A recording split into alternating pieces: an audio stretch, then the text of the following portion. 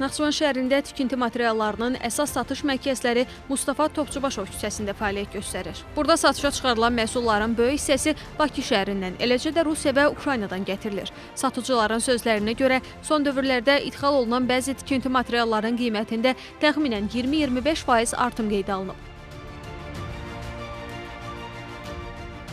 Taxta olub 400 manat, kubu olub 400 manat, sementi olub 6.20'de olub 6.80.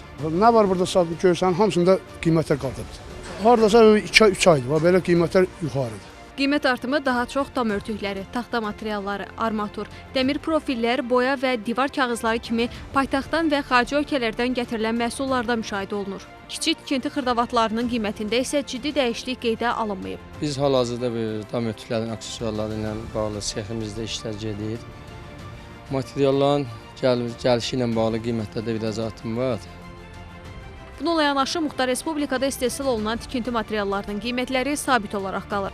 Yerli istehsal olunan hörgü və dekorativ daşlar, sement, alçı, boya, istilik sistemləri və digər məhsullar ötən illə müqayisədə eyni qiymətlərlə satışa təqdim edilir.